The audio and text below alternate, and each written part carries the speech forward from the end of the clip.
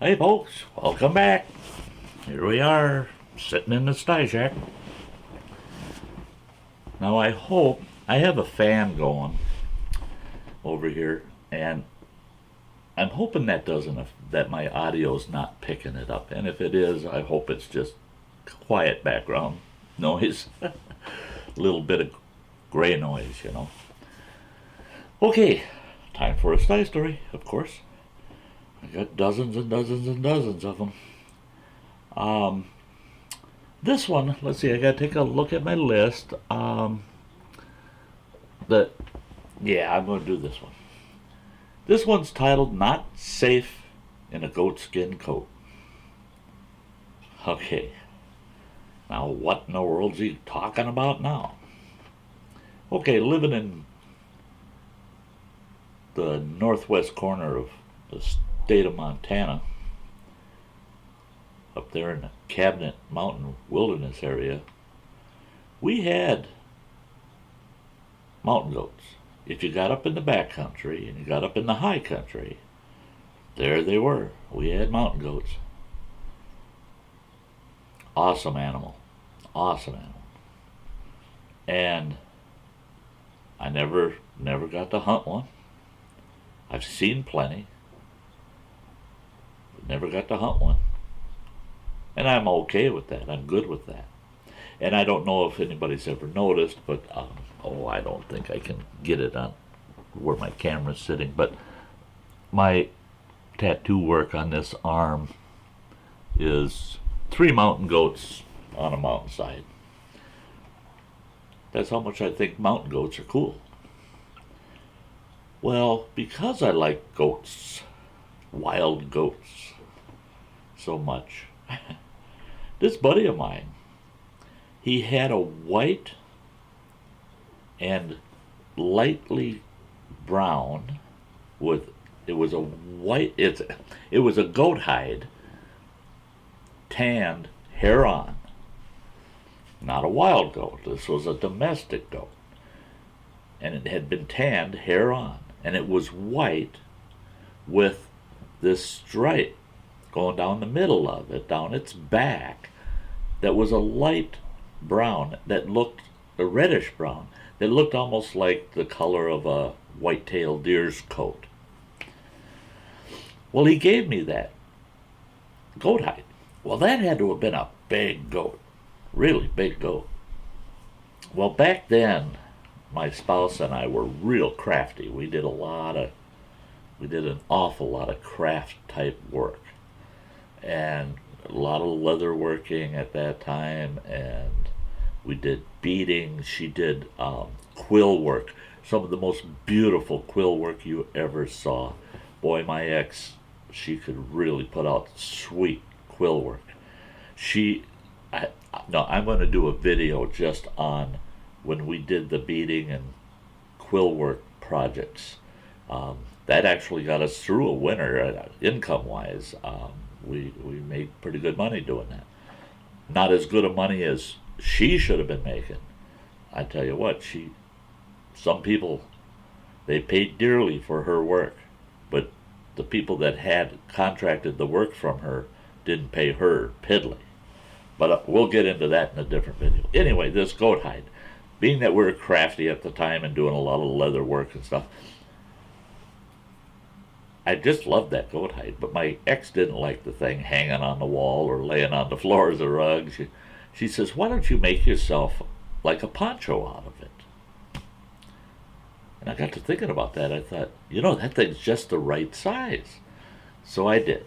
I cut a slit in the center, figured out lengthwise, cut a slit in the center, and I went with the front, came down well past my belt line, but the back came down about another 8 inches further than the front did. So it covered up your rear end if you wanted to sit down on a log or a stump or something, that you had that protection.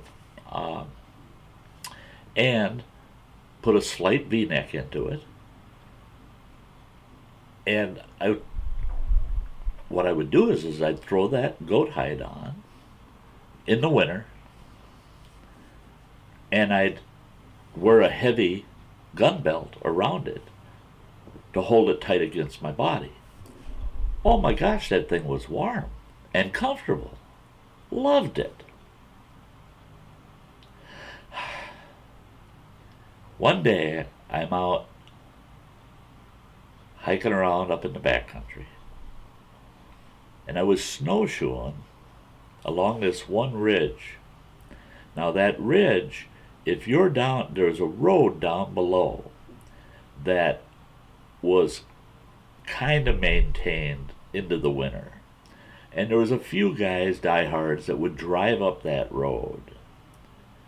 Now, and just, they go up there and do outdoor stuff. Problem was, is the majority of individuals that braved it up that road were poachers. That's all they were there for. They're out there illegally shooting deer, elk. Well, I'm up on that ridge walking, and I'm wearing my snowshoes. All I'm carrying is a waist pack, just a pouch, basically a possibles pouch. I'm not carrying a backpack, just me and my goat skin poncho and my old 32 Winchester. That's it. I'm hiking through the snow across that ridge. And for most of you, you know the theory. A supersonic bullet, if you're at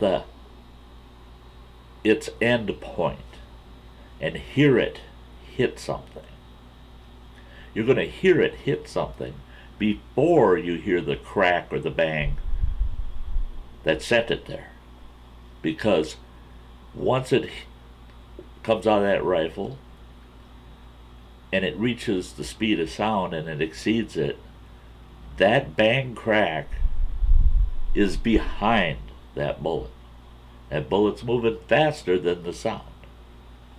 Okay. 9 out of 10 of you didn't need that lesson. But for those that did, there it is. A bullet gets there, a supersonic bullet gets there before the sound gets there. Well, I'm hiking, and there's an aspen tree in front of me about 4 or 5 yards. Now we're only talking maybe 15 feet, 10 to 15 feet. A chunk of that aspen tree just explodes right in front of me. And in that split second, my mind did not register what was happening.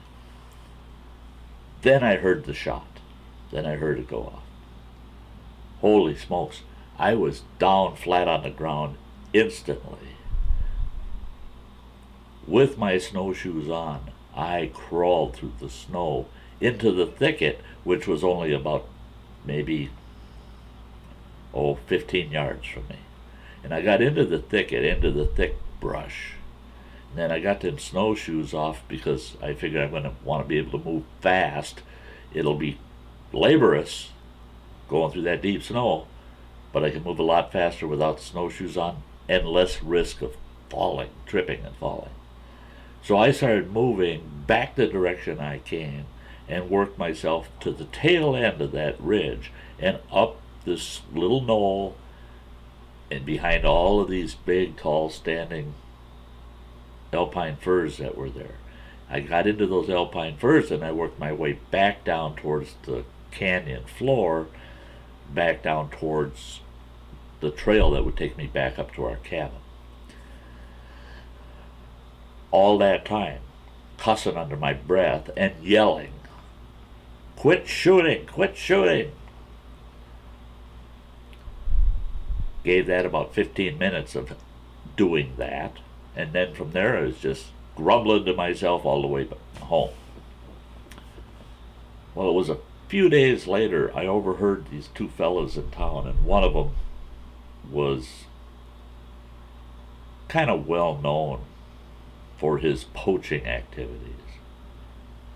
And he's saying, I couldn't believe it, that mountain goat was way down in the low country, What was it doing down in that low country? I don't know, but it was moving across that ridge. And I took a shot at it, and it hit the ground. I figured I had him for sure. And then by the time I got up there, he said, I could hear somebody yelling way off in the distance. And I thought, dang it, I got to get in there, get that goat out of there. And he says, I got up there, and he says, I never even hit the goat. He said, I hit this big aspen tree and blew a big chunk out of it. I was furious. Furious. No, not safe wearing a goat skin coat. No, no, no, no. Oddly enough, it was not hunting season at all, so nobody should have been shooting at anything anyway. But it was a lesson I learned.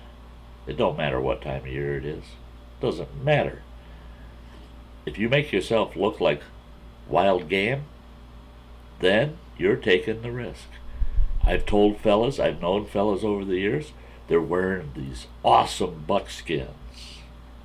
And you see them walking through the woods in the fall of the year from a distance, and you see that color moving through the woods. The first thing that comes to your mind is, deer, there's a deer. And then you realize, nope, it's a guy. But you know how many people out there don't say, oh, it's a guy. The color stops. They take a bead on it and they fire. And you got some poor soul wearing buckskins dropped like an elk or a deer. Just like poor old dumb Sty hiking in the snow wearing a goat skin poncho. All that guy saw was that white and maybe a little bit of that brown, and he probably thought that brown was background. But he saw that that white contrast against the timber behind it was a goat moving across that ridge, so he went to drop it. And he could have dropped Sty. So there's a goatskin story for you. And as always, tail end, hey, if you haven't, punch me in the mug, then you're subscribed. A couple videos you can watch. Don't give me the thumbs down, give me the thumbs up. And we'll see you all in the next one. This is Sty saying, you all have a very nice day. Bye-bye.